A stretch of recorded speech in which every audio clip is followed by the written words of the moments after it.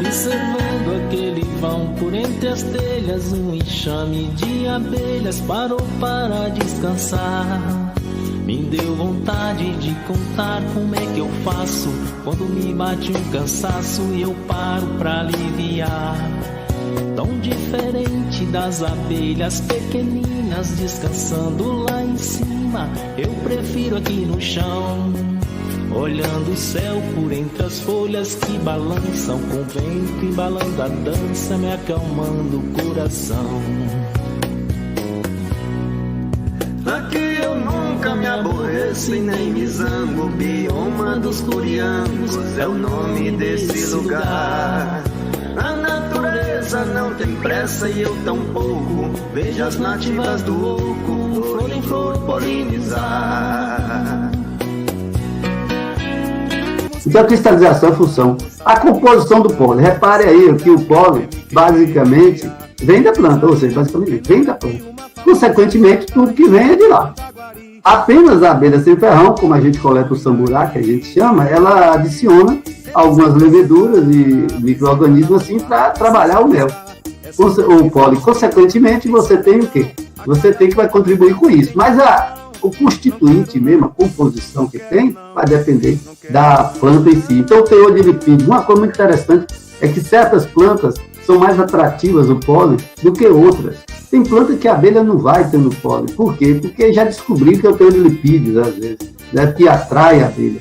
E outros são os sais minerais, que a abelha procura. É muito comum as pessoas falarem que a abelha procura cadáveres e até procura areia, fica sugando ali.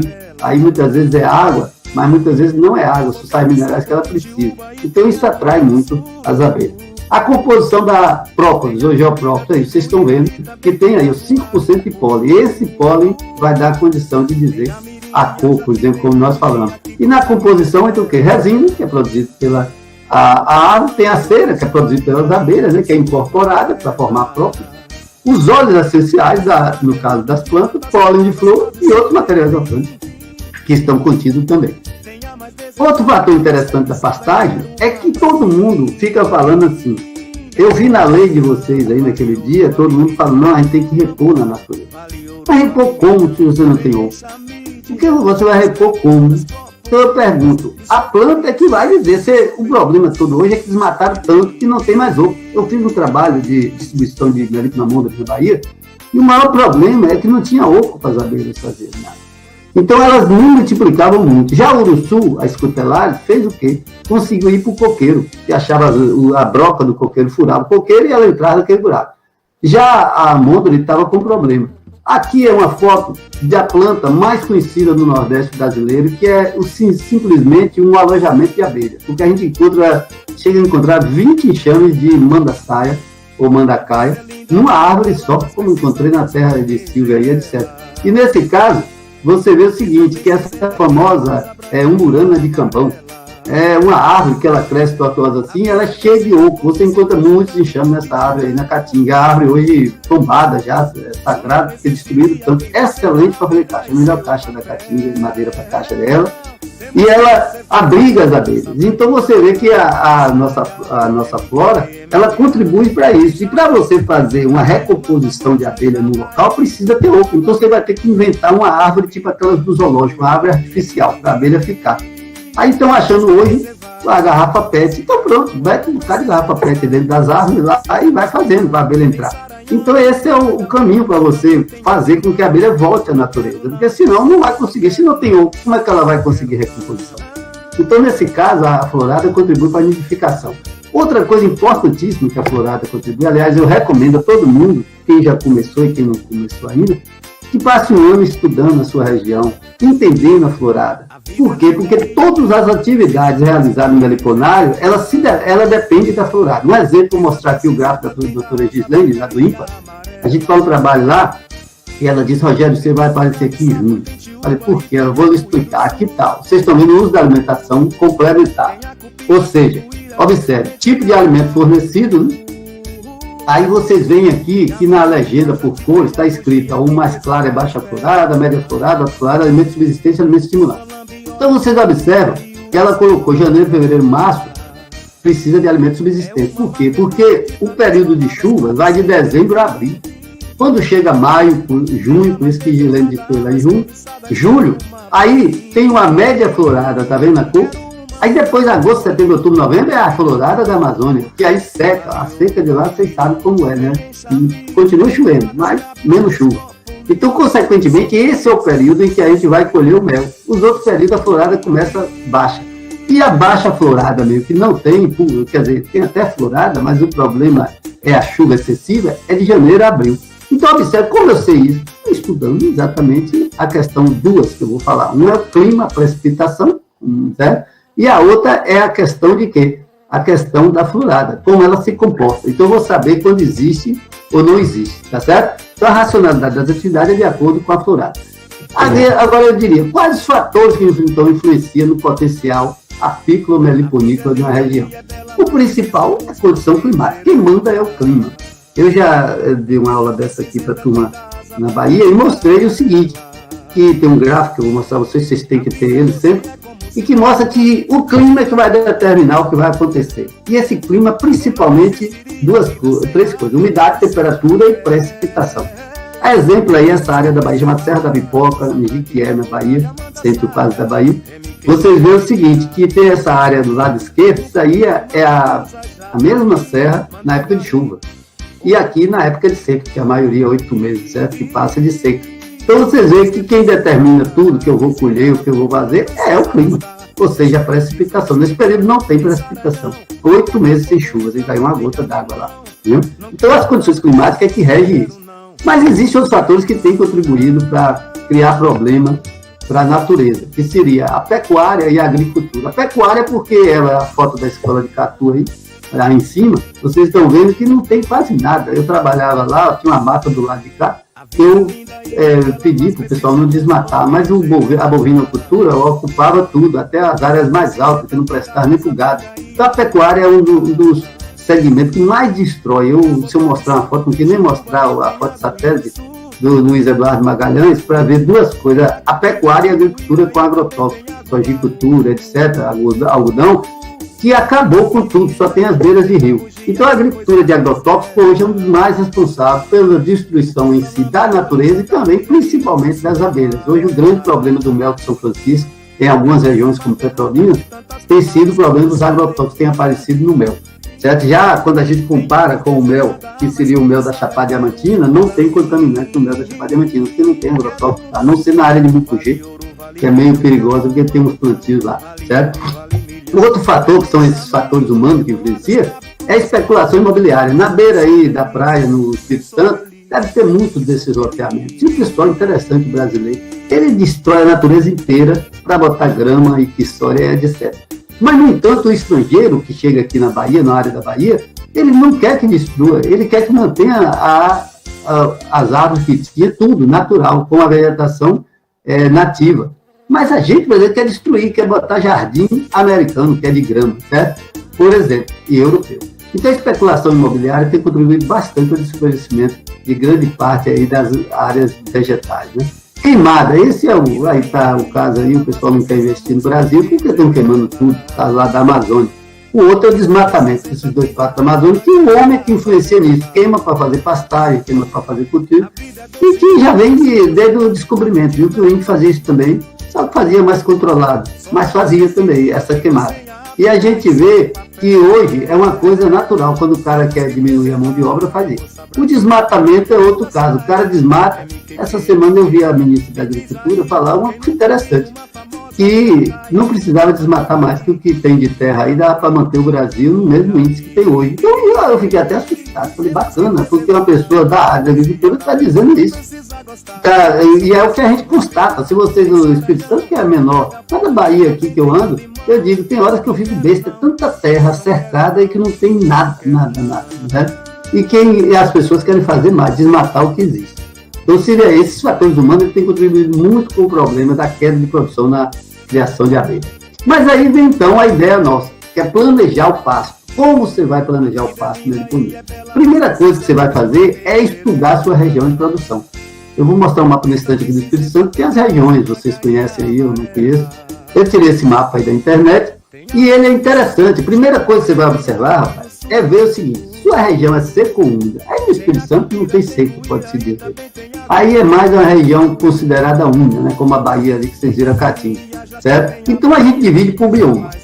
Na verdade, quando divide por bioma, eu não concordo muito com isso. Eu gostava do IBGE, que fazia aqueles negócios antes, foi o próprio IBGE que fez também, mas a classificação antiga não era em bioma, certo? Eram ecossistemas, outras histórias aí. Aí pegaram tudo no nível bioma, e isso confundiu, porque eu vivo dizendo, se eu posso, um exemplo, se o Ibama bota na Conama dele lá, como o menino leu aí aquele dia, de que pode criar abelha no mesmo bioma, então eu vou poder criar môndolo até o Rio Grande do Norte, que lá não tem, porque o bioma é o mesmo, mata a planta, tá entendendo? Então esse negócio de bioma ficou meio assim. E dentro dos biomas existem os ecossistemas, né, que a gente chamaria. E aqui você vê no Espírito Santo os tipos de vegetação escrita aí embaixo. Nós temos, então, no Espírito Santo, as áreas das formações pioneiras, floresta estacional semidecidual, floresta ombrófila aberta, ombrófila densa e refúgio ecológico. Isso vocês têm que saber. Por quê? Porque, por exemplo, cada área dessa tem um tipo de vegetação. As áreas de formações pioneiras são um tipo de vegetação, certo? Já, por exemplo, a floresta ombrófila, que é a maioria que tem aí, você observa que tem totalmente outro tipo de vegetação. Inclusive, se for de altitude, já influencia mais ainda. Então, é necessário que você saiba onde você está, qual o bioma do Espírito Santo que eu estou, para que eu saiba qual é a vegetação para trabalhar com a abelha. Então, eu vou querer tirar mel silvestre, que é aquela área que está preservada. E o que está destruído, o que eu coloco? Então, eu vou preferir colocar planta nativa. Então, eu vou ter que saber quais as plantas nativas que existiam aqui. Então, vocês estão vendo aí, através desse mapa, que tem, por exemplo, a área de floresta ombrófila aberta. Essa característica é relativa ao tipo de plantas que existe. Por exemplo, no caso, tem palmeira, não tem palmeira, por exemplo. Certo? E semidecidual é porque não cai folha de todas as plantas, como a caatinga. Cai folha de algumas plantas. Um exemplo. E o refúgio ecológico é aquele que a gente considera, por exemplo, na Chapada Diamantina, um refúgio ecológico, que é uma área que a gente chama campos rupestres, né? Que é a área de vegetação, às vezes até parecida com a de formação pioneira. Engraçado que eu trabalho com as orquídeas e vejo que tem orquídea na Restinga, na Bahia, e tem a mesma orquídea no novo lado da Chapada Diamantina. Então, o interessante, primeiro, é você saber onde você está, qual bioma que você está. A partir daí, você vai fazer o uso das ferramentas, que é esse Google aí, que vocês têm de satélite, e você as imagens. Aqui, por exemplo, a imagem da Bahia. Como eu vou estudar isso aqui? Da seguinte maneira. Vocês estão vendo aí 3 cidades na Bahia. Do lado esquerdo, em cima, tem uma cidade chamada Barra, fantástica, do cara que fez a greve de fome lá. É uma seca daquela, mas uma região maravilhosa. É onde encontra 2 rios, o Rio São Francisco, outro Rio Grande lá, chamado Rio Grande. E nesse caso, tem as áreas de Restinga, lá tem duna igual a Baeté, na Bahia, que fica isso aí, fica a 800 km de Salvador. Itaguaçu, na Bahia, que está ali, ó. Vocês veem que essa coloração clara do lado direito é a agricultura do homem fez. O que tiver verde escuro é mato, caatinga, etc. O que tiver claro é destruição. O homem já tirou tudo e plantou. Então, a área de produção. Itaguaçu, na Bahia, que é a área da melícula na Mandacaia, que vocês chamam assim. E, nesse caso, Gentil do Ouro, que é uma região que está em cima da serra. Basta lhe dizer que Barra está do lado do Rio São Francisco. O Gentil do Ouro é uma cidade que está a 50 km de Barra, está a 1.000 metros de altitude, na Caatinga. Lá provavelmente esses tempos deve estar dando 10 graus, 8 graus, porque é muito frio lá. Aí esse escuro que vocês estão vendo aí, são as serras. Isso aí tem 1.000 metros de altitude e tem a parte escura, que é a vegetação que foi mantida, que não foi destruída. Onde você vê claro que foi destruída, por exemplo, certo? Então vocês veem que vocês vão encontrar isso no Espírito Santo. Tá aí a foto do Espírito Santo, de Santa Teresa, um local que eu fui lá, vi que tinha muita área verde, olha lá, então tem área que está preservada ainda. Mas quando você vai para o lado esquerdo e para o lado direito, você começa a ver a área já destruída. Essas áreas aí complicam, eu vou falar de meliponato, vocês vão ver. E vocês observam que até próximo do mar tem áreas verdes também. Então quando você vai colocar o seu meliponato, você vai saber, eu estou em Itaguaçu, São Roque, Mutanã, Santa Teresa. Aí dentro disso aí você já sabe onde você tem, você olhou no satélite e viu que tem vegetação. Mas vai estudar os casos agora das floradas que existem e da questão ambiental, ou seja, climática, certo? Então é necessário que toda vez que o cara vai, eu uso muito isso para pastagem. Quando a pessoa me pede um projeto, uma coisa, eu vou lá e falo, onde é que você está? E nas coordenadas eu vou lá e vejo. Aí eu digo a eles o que fazer, porque aí dá para a gente puxar isso até mais, aproximar mais e ver como é que está a situação. Seria esse caso. Então essas condições climáticas são fundamentais. Exemplo é a condição a divisão, como eu falei, né? em vegetação do Espírito Santo. E aí eu peguei o de clima. Então vocês têm no Espírito Santo, qual o tipo de clima? Todos os climas de chuva, umidade alta. Não tem clima igual a Caatinga. Certo? Aí você tem o savana tropical. Savana seria um cerrado, como a gente poderia dizer, né? Nessas regiões. Clima subtropical úmido, que é floresta. Aí monção é muita chuva. E clima oceânico, aquele da beira do mar. Certo? E clima de floresta tropical, que também a F aí, ó, a M, a W, é tudo clima úmido. Então, vocês estão vendo algumas cidades que colocou aí mais próximo, certo, estão localizadas, do tipo de clima. Você vai saber, por que eu estou falando isso, que eu vou mostrar aqui, que o período de colheita de mel, etc., é diferente um pouquinho de um para outro, certo? Então, vocês estão vendo as condições climáticas do Espírito Santo relacionadas ao tipo de clima. E aqui tem uma coisa interessante, que é o gráfico climático. Esse gráfico, eu acho que todos vocês que vão trabalhar com abelha, principalmente produção, tem que ter esse gráfico na mão. Pega o gráfico da sua cidade. Esse aqui é de fruto de néctar, que eles chamam, esse gráfico. Você fala, mas não tem nada a ver com néctar? Tem. Aí a de Vitória da Conquista, na Bahia, a cidade é 900 metros de altitude, que provavelmente hoje deve estar uns 12 graus, 10 graus lá. E é uma região que está na Caatinga, no alto da Caatinga, que tem vegetação de floresta estacional, certo? E tem vegetação de cerrado e de Caatinga. Então, a cidade em si está 911 metros para a altitude, certo? Clima CW, quer dizer, clima seco. E ali, ó, é a temperatura média 20 graus e o milímetro de chuva 712 milímetros. Chove pouco demais aí em Feira de Santana. E daí, o Vitória da Conquista. E o interessante, vocês vão observar, o que eu quero com isso aí? Eu quero o seguinte, vocês estão vendo uma linha mais escura aí, avermelhada, sei lá, fininha, que mostra a temperatura. Você vê que há uma variação. E no período do mês 5, 6, 7 e 8, o período que mais a temperatura abaixa, né, do normal, abaixo de 20. Consequentemente, vocês vão ver, e a chuva também, ó, é menor, 40 milímetros, está vendo lá direito a precipitação. Então isso aí me diz o quê? Que Vitória da Conquista vai produzir mel quando? A partir do mês 10, 11, 12, 1, 2 e 3. Quando começa a diminuir, ou aumentar o frio, diminuir a chuva, começa a cair a produção. O interessante é que na Caatinga, quanto mais chove, mais produção tem. E para a gente da mata, quanto mais chove, menos produção tem. E o interessante aqui é que nos meses do meio do ano, devido à seca que existe lá e o frio, as abelhas necessitam de alimentação artificial. Então a produção está me dizendo que vai ser nesses meses do lado direito e esquerdo, e a alimentação de subsistência artificial vai ser no meio do ano, e não vou ter produção no meio do ano. Então esse gráfico lhe ensina o que fazer, aquilo que eu falei da racionalidade do apiário, meliponária, etc. É feito dessa maneira. Se a gente observar o gráfico aqui de Santa Teresa, você já vai ver, que observa ali, a temperatura de Santa Teresa, essa linha vermelha aí, também tem uma parte baixa no meio do ano. Só que Santa Teresa tem ao contrário, não é seco, é chuva. Provavelmente é chuva, porque chove 1.282 milímetros. E Santa Teresa está a 600 metros de altitude. Clima W, que é um clima úmido. Então esse mapa aí me mostra a mesma coisa. Então a produção de mel de Santa Teresa vai ser no mesmo período de Vitória da Conquista. Só que é interessante que quem rege a produção aí são fatores climáticos diferentes. Por exemplo, a produção na época de Vitória da Conquista é uma produção baseada na quantidade de chuva. Quanto mais chuva, mais produção. Em Santa Teresa, quanto menos chuva, mais produção. Então é interessante, ó. Aí ele diz, a maioria da precipitação cai em dezembro, com a média de 206. Só que a precipitação de 206 está no período quente. Então vai favorecer, certo? E junho é o mês mais seco, com 38. Então vocês é que vão dizer, eu não estou aí, mas no meu entender, parece que, depois vocês vão, por favor, aí, aproveite esse gráfico e me corrija, veja aí o que a gente pode fazer para discutir sobre isso, tá certo? Então esse gráfico é fundamental, todas as cidades têm esse gráfico, porque isso é coisa de 30 anos, feito baseado em 30 anos, vocês têm uma ideia. Claro que o clima muda, esse ano mudou muito para a gente aqui, foi um ano de chuva excessiva. Mas quando em 2016 foi um ano de seca. Então a cada 11 anos a gente vê esse período assim. Aí vem então uma outra coisa. Eu vi o planejamento, já sei a região, já sei o clima. Agora eu quero saber que espécie eu vou usar. Eu botei umas espécies que existem aí, outras aqui da Bahia, do Nordeste, né? E a questão é a seguinte, eu quero produzir mel. Porque quando o Adam me falou, ele falou de produção de mel. Então produção de mel eu tenho que trabalhar com mel. Não vou ligar para a própria, certo? Nem pólen, que eu não vou tocar nesse assunto. Eu vou tocar, no caso, nas abelhas que produzem mel. Então eu relacionei as principais espécies que produzem mel. Repare que todo mundo é melícola. Só tem 3 ali. A Jataí produz 1,5. 1,5 é, no caso, quilos de mel. Lá em Marechal Rondon, no Paraná, realmente tem muito... É interessante que tem muito muita jataí, a produção lá é grande. Escatrigona, que tem várias espécies, né, que elas produzem mel, pólen e própolis, como eu sempre digo.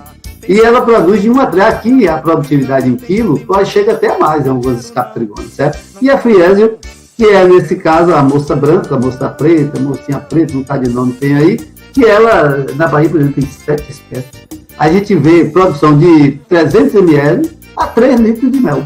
Tem uma friésio ali, que é lá de Paulo Afonso, aquela região que eu mostrei, que ela vai namorando, botando mel, eu tirei 3 litros de mel, uma vez numa abelha dessa. E a gente não acredita, mas a abelha do sertão lá, essa fisiomelita é muito boa, certo? E aqui você está vendo os potes, o primeiro é de jataí, o segundo é de mandaçá e o terceiro é dessa fisiomelita aí, certo? E as espécies, então você escolhe a espécie. Todo mundo só quer saber das melhores. A melhor que existe é essa tal dessa tiúba do Maranhão, a abelha que mais produz mel no Brasil. Ela foi dividida, porque antes era uma espécie só, aí se subdividiu, mas é todo mundo parente, então vai até a Jupará, que é lá do Amazonas, né? E passa lá do Pará, que já mudou, já é outro nome também, e nesse caso são abelhas que produzem muito mel. Depois vem as Urussus, né, que são outras bastante produtivas, certo? Então aí você viu a abelha, e antes eu devia ser lá de antes, que é para mostrar o seguinte, qual o produto desejado? O que você quer? Vou trabalhar com mel, mostrei a vocês, eu disse que a Adélia me começou a gostar de mel. Mas a gente sempre fala um pouquinho, que não tem jeito de ter os outros produtos. Aqui tem uma produção de mel, que é o primeiro, o de cerume, isso aí é tiúba do Maranhão, na foto minha, certo? E nesse caso tem enxames, que hoje o grande negócio da meliponicultura tem sido os enxames, todo mundo vendendo enxame de lá para cá, e vai ser uma confusão daqui os tempos. Outro é o turismo, esse pessoal estrangeiro, isso aí é um austríaco, lá no mosteiro que tem na Bahia aqui, CSN, e a gente fazia esse turismo, incentivamos o pessoal a fazer turismo, via muito turista lá, e eles gostavam, adoravam tomar mel do canudinho, certo? Produção de samburá, também tem a produção de pólen, né? Que hoje a gente já tem um caça-pólen, tem a geoprópria e a própria, e tem, no caso, a polinização, que é o futuro, principalmente essa abelha aí, a iraí, que é uma abelha que produz ou que poliniza muito, não só ela, com outros trigoninos também. E tem aí o paisagismo, que é o uso de determinadas... hoje tem as casinhas aí, que eu vejo o pessoal fazer muito em madeira, né? E tem esses sapos, o cogumelo que a gente fazia de barro e colocava algumas espécies, nem todas aceitas, jataí aceita, fisiomelita, etc. Então, esse você vai decidir o que você quer. Por que eu estou falando isso? Porque a depender do produto, você vai dizer se a abelha tem mais população, menos população, etc. No nosso caso, é mel. Quem quer mel não precisa se preocupar tanto com população, e sim com produção, ou seja, a tiúba do Maranhão é uma abelha que tem pouca gente e alta produção de mel.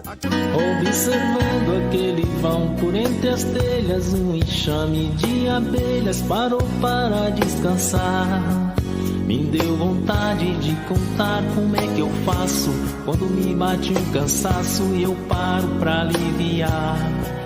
Tão diferente das abelhas pequeninas descansando lá em cima, eu prefiro aqui no chão, olhando o céu por entre as folhas que balançam com o vento, embalando a dança, me acalmando o coração.